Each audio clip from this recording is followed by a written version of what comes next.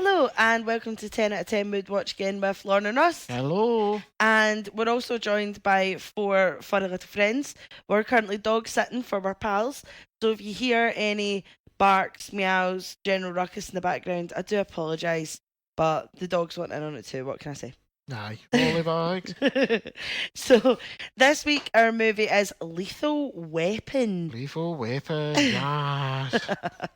Do you want to hit us with your usual pattern, Ross? Aye, so a bit of information about it. It was released March 1987, directed by Richard Donner, who also done The Omen and The Goonies. He done loads of them. He done all the Lethal Weapon movies and that. I was going to say, what a roster. Aye, he's done a shit ton of movies.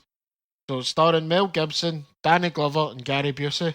They had a budget of $15 million and a box office of $120 million.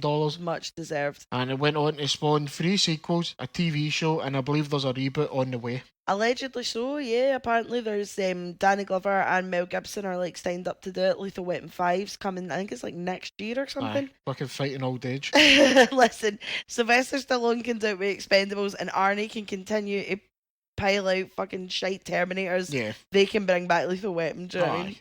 So, you can tell me if this general overview is reasonable. Old cop and depressed cop team up to stop crazy drug dealers in LA. Basically, I don't Carnage really know ensues. don't really know the story of it because don't really need to know the story. It's Yeah. just all the set pieces are fantastic in it. Totally. We'll dive into like thoughts and opinions, but like you say, like it goes at such like a breakneck pace, like, and for it being like nearly like I think it's around about 2 hours, like 1:45. I know 50, I think it is. Aye. Like it's never boring, and it's like we were saying it when we watched it the other day. We're like, God, this feels like such a fast film. Yeah. Like, and it's when you're watching it, you kind of forget. So me personally, because I'm an idiot, I get the first two like muddled up together because I've only seen the first two, but I always watch them like consecutively. Yeah, Do you know what I aye. mean? I don't think I've seen 3 or 4. We may have to remedy that. I've definitely not watched the TV show, but I think both movies, this one especially though, it's like everything's going on. There's no time for you to like take a second and be like, what the fuck is the plot of this Aye. movie? Do you know what I mean? It's just very much like, right, we're at this guy, boof, boof, boof, shooting up. Oh, movie's done. Do you know I what think I with a mean? lot of these movies though, you don't need to know the plot. There's nothing to do with the plot. Nah.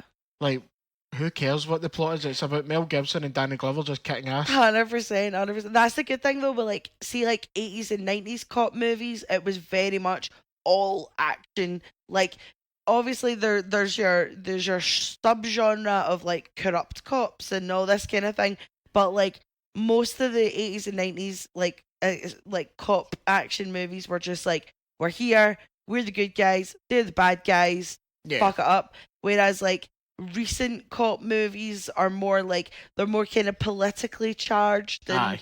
all that kind of thing, and there's not as much action, which, I mean, there is a place for it. Do you know what I mean? Some stories need to be told, some messages need to be hit home, but I do miss just driving up and down the freeway, shooting at the bad guys. Do you know running what I up mean? the freeway with a machine gun and nothing happening. Absolutely. Well, for one of my thoughts and opinions is this might be the best buddy cop Oh, movie absolutely. out of the lot of them. Absolutely. I think buddy cop movies, it's like, for me, and you'll probably punch me in the face, like more modern buddy cop movies, for me, my favourite one is like 21 Jump Street and 22 Jump Street, Yeah. but that's just because they are hilarious. Like, this is just a good all-round buddy cop movie. There's some good action. The partner's great. Their chemistry is so good. Aye. Like, the lines are just ripping out them. Like, I'm totally with you. It's so 80s it hurts. Oh, absolutely. Like, and there's been so many movies and that to try and copy this, which is a sign that you're probably one of the best ones. Yeah, totally. I think that's one of the things. I think if you haven't seen Lethal Weapon first and you go on to watch like any kind of buddy cop movie afterwards, if you went back to watch Lethal Weapon, you'd be like, oh, I've seen this. Yeah, Do you know yeah. what I mean? Aye. But I'm totally with you. This is like definitely the best one. Another one I've got, I don't know if this is a Eton though, is that how does it look like Murtaugh's got all this money? And Riggs has gone through a lot of shit in it. Yeah. Like living in his fucking caravan and yeah. that. But it's a stunning caravan at the aye. beach. What have you? But how do with some detective movies and all that? They're all broke. It's like, Yeah, I'm barely making ends meet. I need to go corrupt. Yeah, this guy can afford to remodel his home, like do every everything. time. And I can't remember the third or fourth ones, but I wouldn't surprise if that's a recurring theme. That his house just Yeah. gets fucked up. Yeah. No, totally. I totally agree with you. Like, I think that's the thing is like, I'm going to throw out a curveball here, possibly a take, but I don't mean it to be.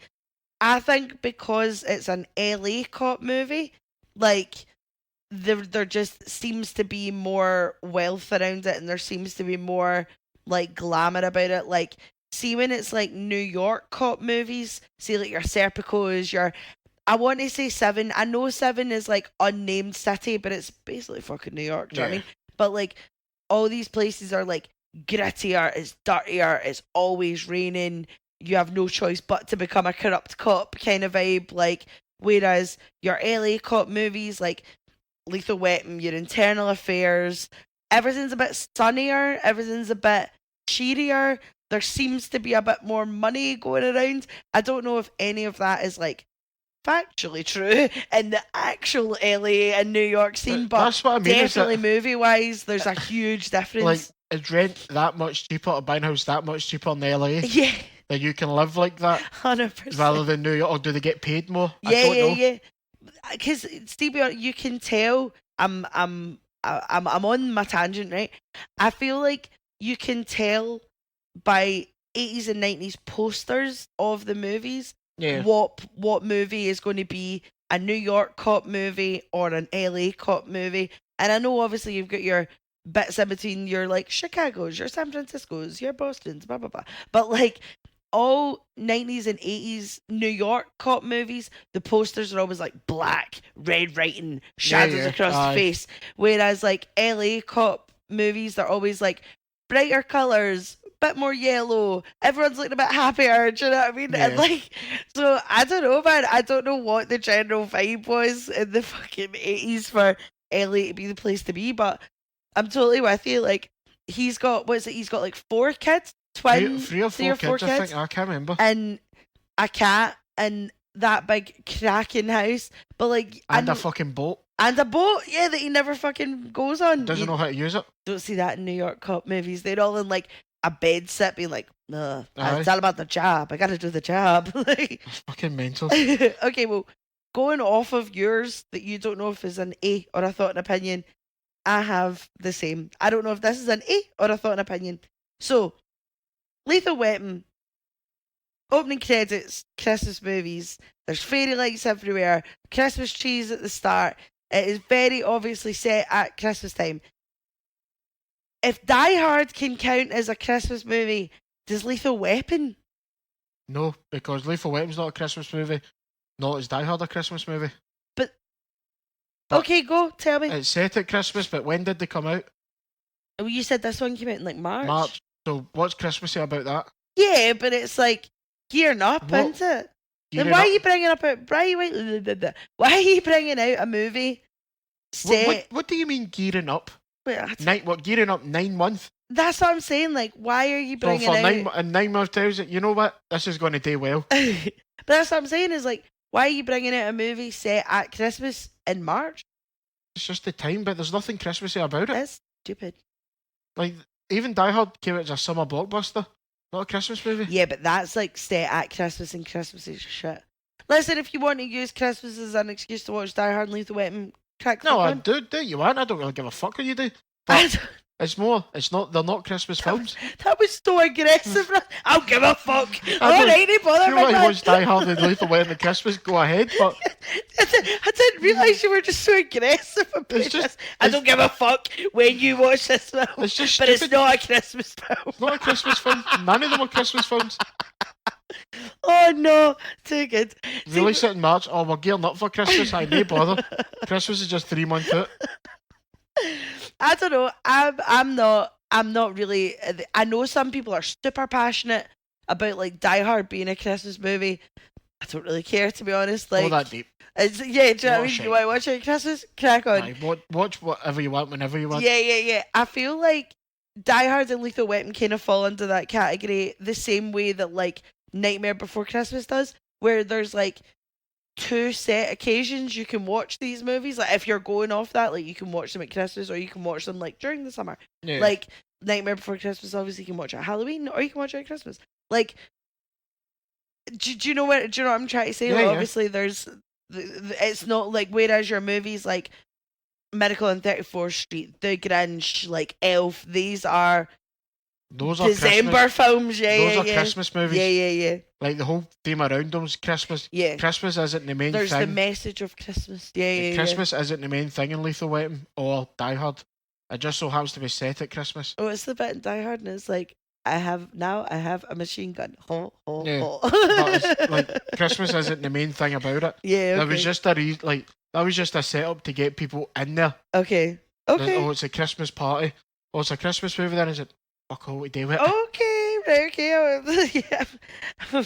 Apologies for riling you up, big man. There's a lot of shite. I think as well, steering away from the hot take questions, right? And actually coming back to talk about the film, I think this is a good movie for nutters. Like, as in, like, everyone in this is a nutter. Like, Mel Gibson, nuts, but, like, was actually nuts at the time. Well, he's super nuts now. This is the thing that really drives me nuts about any Mel Gibson movie, because I love a Mel Gibson movie, right? It's so annoying, right? Because he's so good in this movie. He's so good. He's so engaging. He's just sensational. But watching it, knowing what we know now about Mel Gibson, it really does taint it. Do you know what I mean? And it really annoys me when you watch a Mel Gibson movie and it's like, stop. Like, just shut up. Like, just make your movies and shut up. He's kind of getting a comeback now, though. He's in that, or he was in that terrible John Wick TV show. He's done a few things. He done that. Was it Get the Gringo? Here, that was alright. That was good, aye. Then obviously he went into more of his directing things. Oh god. He'd been more of a director, which fair enough. Good on him. So that's a bit much though, do you know what I mean? Aye, so talk about nutters then. Oh god. How much coke was Mel Gibson on in this movie? And the next question is, who was on more coke, Mel Gibson or Gary Busey? Ooh. Okay. No, 100%, like 100%, like, do you know how that urban legends about the Do They Know It's Christmas Band-Aid thing where it was like, bring it back to fucking Christmas. No. Well, if the shoe fits, right? But no, that like urban legends of like they spent most of the budget for the song on the coke. Yeah. I feel like that's this movie. I think that was like every 70s and 80s movie though. Yeah, man. You had to have a set budget for your dealer. You know, yeah, 100%.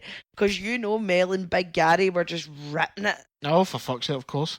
That's what I mean as well about this movie just being full of mental bastards. Like Gary Busey, mental. Aye, Fucking he is a genuine nutter. mental. He's had a weird one, but like he was good. Do you remember in Under Siege when he just shows up in drag? It's like, you know, that was his fucking idea. You know, he was out his tits and went, I've got a good one. Like, he's not, see, for all he's not in this movie a lot. The bits that he's in are just super fucking, like, the first 5 minutes of meeting Gary Busey in this movie and he's like burning his arm, you're like, he just looks like a nutter though. Yeah. Well, I mean, he was in real life. Like, he is. He is. Yeah. Do you remember? This is another tangent. My apologies. Do you remember years ago when there was that show? Celebrity Rehab. Yeah, aye. And he went on it and like didn't think he was a patient. He thought he was there to like help everyone. And there was like a whole episode of everyone just being like, "Fuck's sake, Gary, you're in here with us," and he was like, "No, I'm not. No, I'm here. I'm here." Yeah. And it's like, God, the denial. But it really is like, I'm with you. I feel like, how much did you say how much the budget was? 15 million. 15. I'm gonna say at least 12 of that was on coke. Aye, he's got to be into it. And just paid them in coke. 100%. Yeah, that's it. They never even got money. They just got paid in bags. Aye. But like, I think that kind of 80s coked out loon ball behavior like really adds to this movie and just like was a thing. If like, you need a guy who's a bit unhinged, Mel because Gibson. that's the whole point with buddy cop movies is you have the one is that I don't want another partner, I don't want to get another rookie trainee and all that. Yeah. Then like obviously Danny Glover's guy, so he's getting older. I think later on it goes at nearly retiring and all Yeah, that. yeah. Then, I at 52, I aye. no bother. Then if you need a guy to be mental, like the crazy body cop, the Yeah. sidekick, you're like, fucking Mel Gibson will do it. I And that, and it's just Mel Gibson tweaking out his like, audition. Like, I I think bother, I'll do that's it. just Mel Gibson. Like, that's how Mel Gibson Baseline. sees everything in his head. The way he acts in this. Oh, something's just came into my head now. You were saying, is this the best buddy cop movie? This might be a long shot. This might be an absolute swing and a miss. Does Training Day count as a buddy cop movie? Because he's obviously, I mean, fucking clues in the name, Training Day. I don't know. But he's got, obviously, Denzel has got his wee rookie, and then it absolutely descends into chaos. I don't know if Because it's more the two of them are sitting doing the thing, but I suppose it could be. But this is turns an out actual Denzel's buddy cop movie, Aye. whereas Training Day is just Denzel's a prick. 100%. But if Training Day is getting included, if Lethal Weapon's number 1, Training Day is a close number 2. Aye. Because that I don't know. We need to think about if that's a buddy cop movie. I will add that to the poll. I'll do a poll on the Instagram of whether Lethal Weapon counts as a Christmas movie, and I'll do another one on if Training Day counts as a buddy cop movie. Aye, Paul, that's a good shout, actually. See, like, obviously we were talking about the buddy cop thing, and their chemistry's great, and they just, do you know what I mean? Like, apparently they are pals in real life, but see, even watching this, I'm like, there's being a good actor, and there's actual being pals. Do you know what I mean? Like, they seem like they really get on. The chemistry's great. The parter's great. There's so many, like, good quips in this movie, and there's so many, and most of the good lines come from Mel Gibson. Like, see when he's up talking to the jumper, and he's like, "Oh, here's a cigarette. Oh, if we take our time, we'll die of cancer," and all this kind of thing. And then he gets, like, when Gary Busey shoots him, and Danny Glover runs over, and he's like, "Oh, 2 inches higher and you'd be dead," and he's like, 2 inches lower and I'd have been a falsetto for life, and all this kind of stuff. Mel Gibson just steals it. Oh, absolutely. Like, Danny Glover's more the setup man, or was it called the showman? Just like acts like he's just like the constant like cam. But Mel Gibson, they've just said to him, "Look, go for it. You just do what you do." Yeah. And I don't really know how they would have got it, because the Mad Max movies before this, that kind of got him like made Mel Gibson. Yeah. But he's not that type of character in those. No. So I don't know what movies they've seen him in to be like, you'll play a mental bastard pretty well. 100%. I mean, Mel Gibson was, I don't want to say is, but like was like a really good like character actor, if you know what I mean. Like, he's totally different in every movie. I mean, to be fair, in every movie they still give him his 5 minutes of like, go off your nut. Yeah. Like Ransom, he's like this calm billionaire the whole way through, and then it's just like, give me back my son. Like, same with like Braveheart the Patriot, he always gets 5 minutes of just being like, rah! Yeah. Like, he was such a good like character actor, and that's what is so annoying, is like when you watch him and you're like, oh my god, you're so engaging, you're so good, like, I am here in this movie for you. Is that every movie he's in, he takes, you're looking at him like there's not many actors he could go against where it's like he's the background. No. Like, you can't, like Mel Gibson, it's just his presence. When he comes on the screen, it's like, fuck, that's Mel Gibson. Yeah, totally. Like, there's not many actors I can't think of any you could put him in with. Where he's not gonna outshine everyone. They might try and steal a scene, but they'll look stupid doing it. With Mel Gibson, you just know, like, that's Mel Gibson doing that. 100%. That's fine. Even in that terrible John Wick TV show, it was like every time he showed up, I mean, the accent was a bit off, but it was like, yep, there he is. He still got it. Like, maybe that's it. Maybe being a total arsehole gives you that edge. It could be. Also, this is such a stupid thought and opinion, but just love that the bad guy's last name was McAllister. I was like, hey, shout out to Trips. I don't need to see any relation. I phoned them up. So another one is, who'd you say this was written by? Then it got redone? Oh, okay. So it started off as a Joel Silva script, and he wanted to get it made. And then be honest, there's so many different takes on what happened on the internet that I didn't really know what one was true or not. But basically, he'd written it so that it was this ridiculous, over the top, like borderline end of Scarface, but the whole movie. Do you know what I mean? Yeah. And then the studios were like, fuck that, there's no way we're making that. So they brought in Shane Black to rewrite it. Yeah. But that's why in Lethal Weapon there's quite like opposing bits going on. So obviously like you can tell who wrote what. Yeah. Like the start of the movie where you've got like your naked coked up prostitute leaping off, that's Joe Silva. The ending is Joe Silva.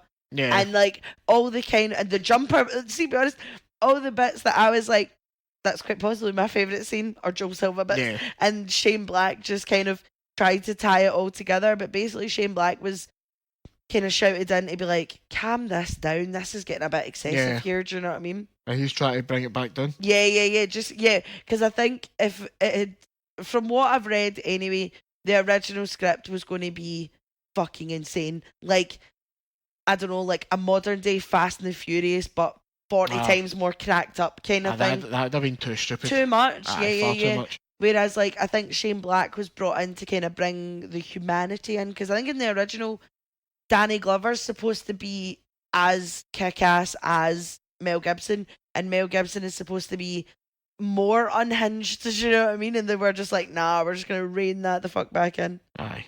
That's because you can tell with some of it, is it?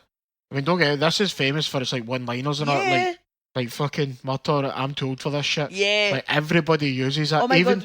Even if they don't know it's fully for weapon, is it? You've heard that enough times, like, fuck's sake. Yeah, like, we quote that like daily. Oh, like, aye. gotta take a bins out, Ross? Nah, I'm too old for this shit. I'm like, getting do you know too for this shit, aye. That, and as you said, all the jumper lines.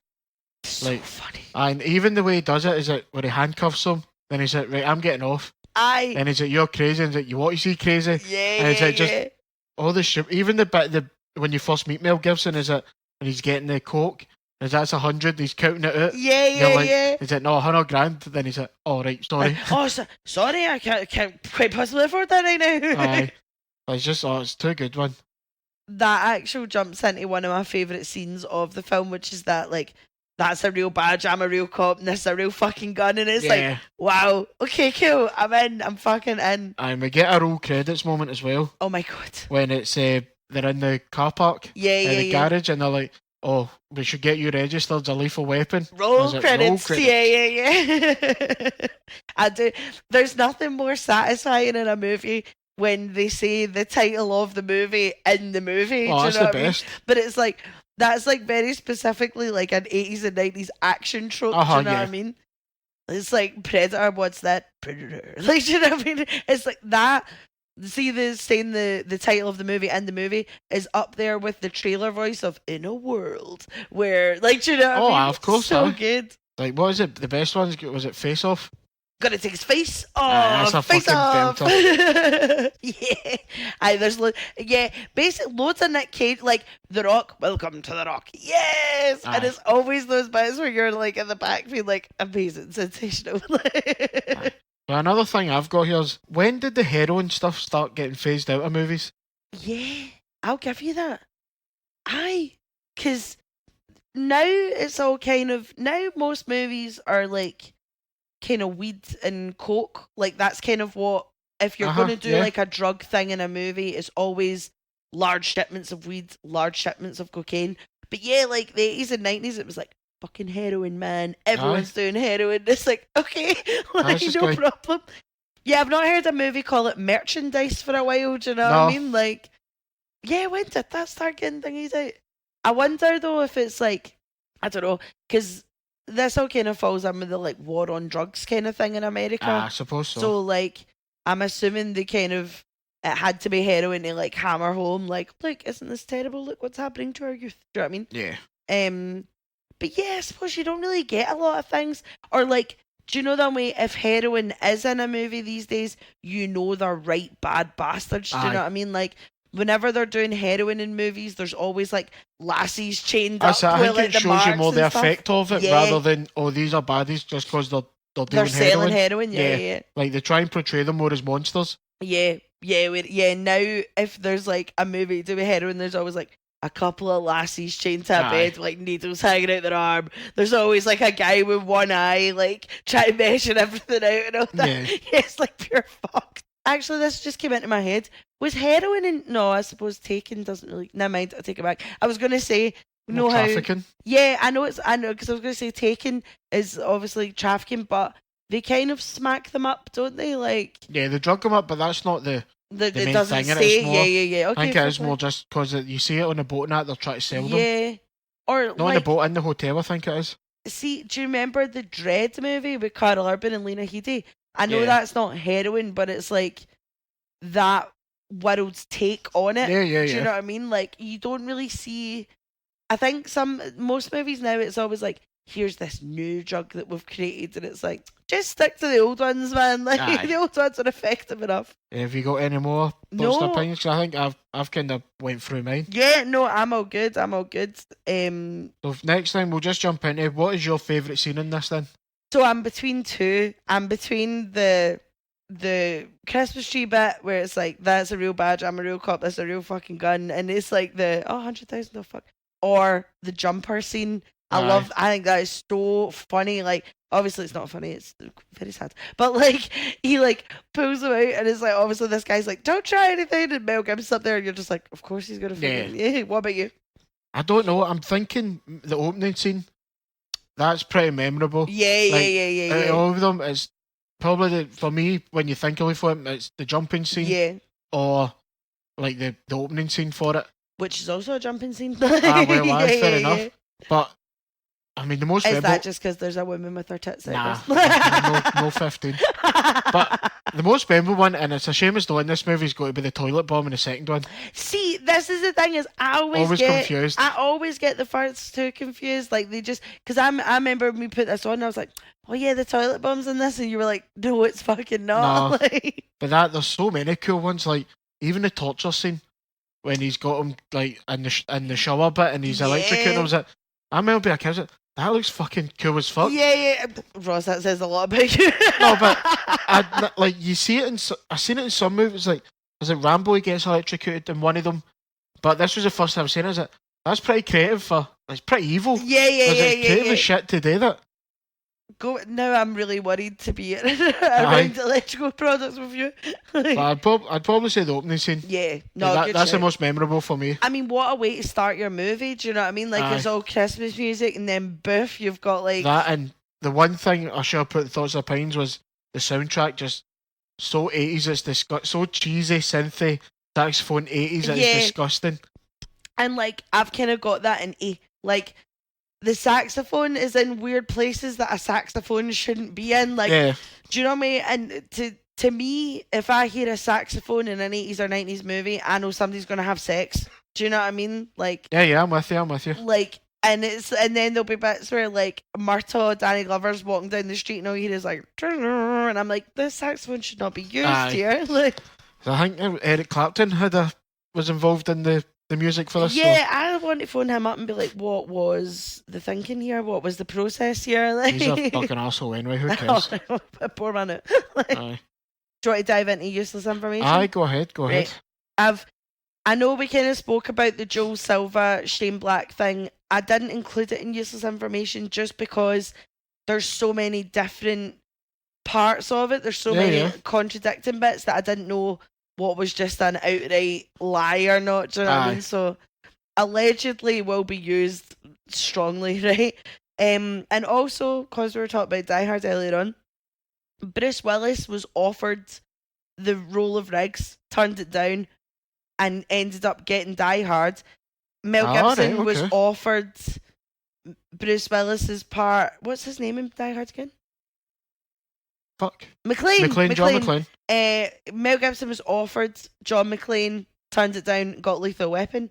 But that's a kind of cool, like, ooh, what would Die Hard have been like if Mel Gibson was in it, and what would this movie have been like if Bruce Willis was in it? Yeah. I think Riggs would not have been as mental. No. Because Bruce Willis is a lot more, like, contained rage. Do you know what I mean? Aye. But also, I think I'd be more worried for the bad guys if Mel Gibson was John McClane. Do you know what I mean? Aye. Like, there wouldn't just be like bad guys flung down lifts; they'd be like amputated. Yeah, and, like, it'd be fucking vicious. Aye. Into it.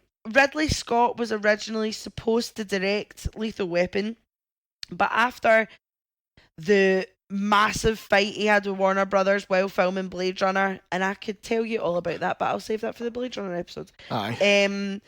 Basically there was just all these tensions. They were always fighting.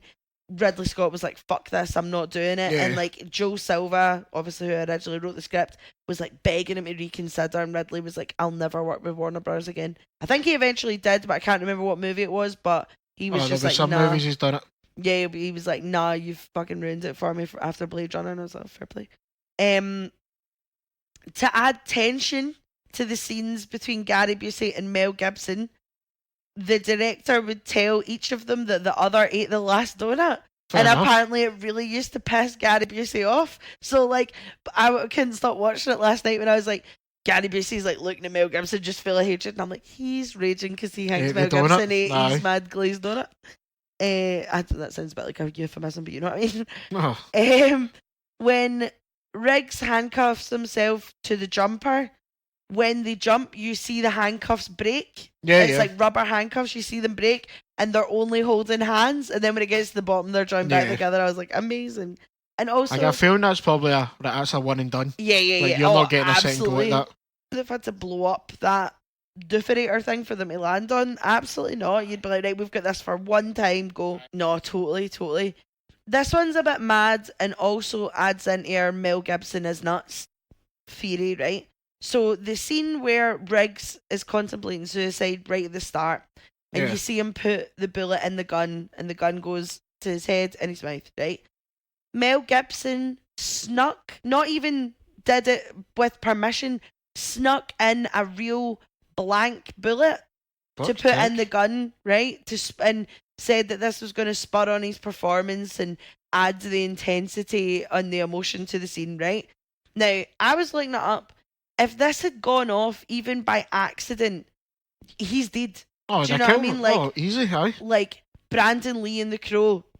Well, to be fair, there's many different things of why that happened or whatever. But again, blank bullet was inserted in a gun that it wasn't supposed to be.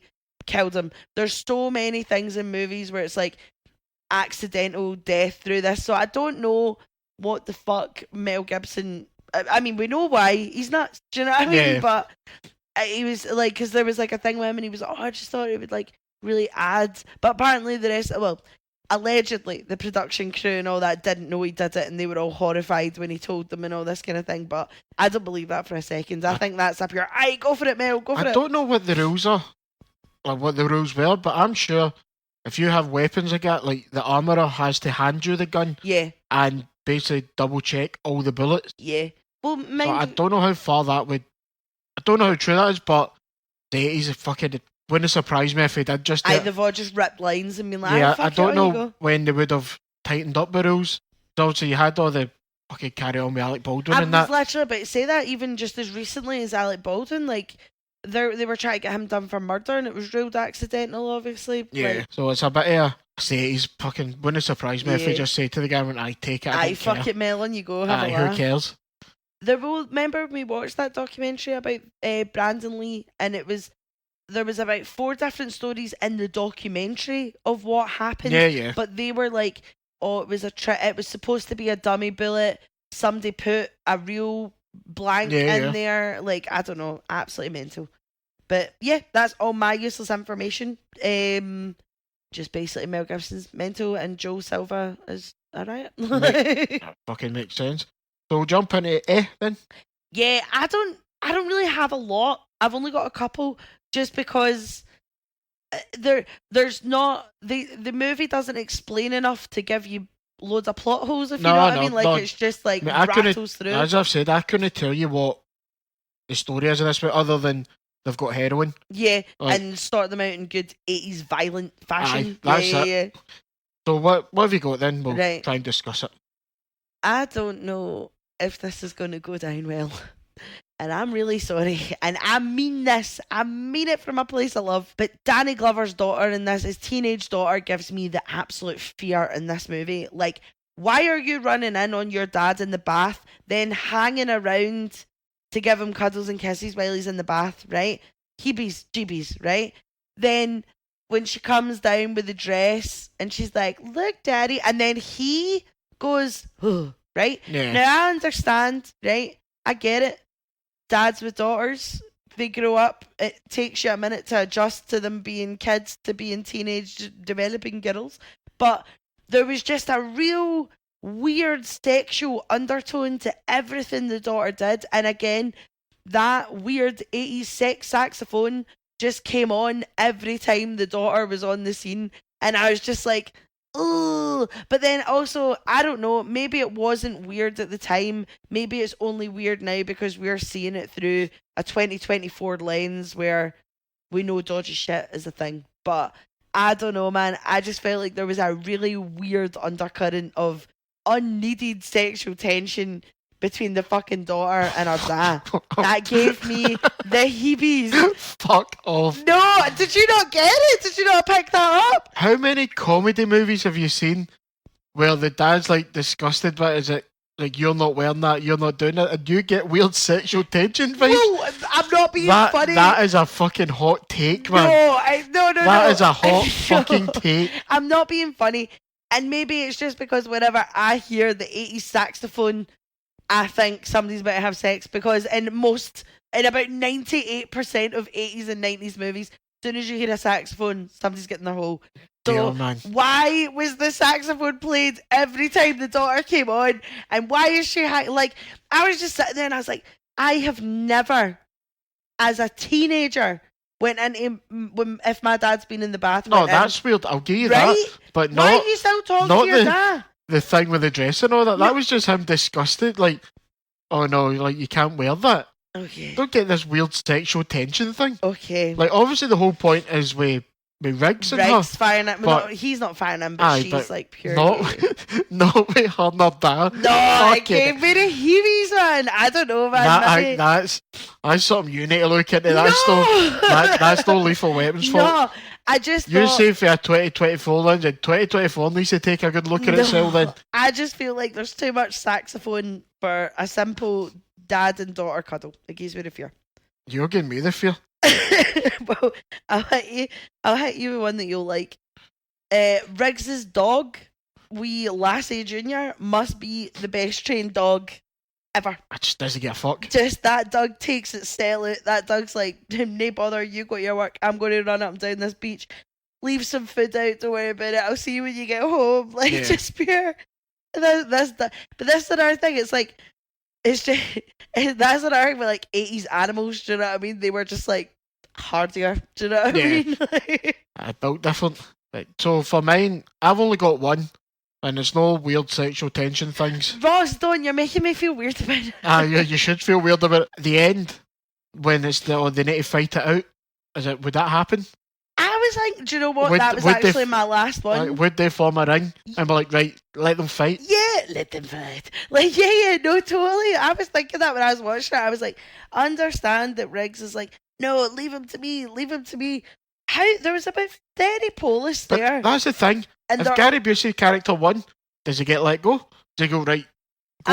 What's the point? Mortal Kombat for your freedom? If you win, you can just leave. Or is it fuck off? Yes. I was thinking that when I was watching it. I was like, okay. And I know, like, obviously Marta was at the side being like, Riggs, let us get him. And he's like, no. There's about 30 police in a circle, pure egging them on. Like, what the fuck? Is he going to let him kill him? Yeah. Then we're like, oh, we're going to arrest you now? What the fuck? Because Murtaugh turns round to the captain or whatever and is like, if Riggs kills him, I'll take full responsibility. Like, he's killed a good few cops. Like, get this to fuck. But that, and also when they drive through the house, why is Murtaugh allowing that to happen? Is that I can imagine. I've got a plan. Go and drive this car at your house. We'll get him. Is it? I think the fuck you're not. Yeah, absolutely fucking not. And then, like, at the end of the movie, there's like the cardboard bit at the front door and the big bit of plastic. That was all I was thinking. I was like, oh, the draft must have been freezing. But then also it's LA, it's fucking roasting all the time. There's only one even draft. Fucking mental, man. But is that all you've got? That's all I've got. That one just stuck me. I was like, that's a bit weird. No, 100%. That kind of says a lot, though, about this film. Like, do you know what? There probably are plot holes if we take a deeper look, right? Yeah. But this movie is so fast-paced, breakneck, that you don't have time to look deeper into it. Do you know what I mean? Like, It's more just like, cool, now we're over here, cool, now we're over here, cool, now we're over here, Yeah. and you're just like, I ain't bother. Like, I think this is probably the least A's we've had for any movie. Yeah. So, will we? Who do you have a worst guy whose hairline's receding? I couldn't think of it, but see now I'm thinking, like, I've had time to think about it. See the guy. Daughter? Cool. No, the daughter. No, you and your weird sexual tension thing with the Wayne.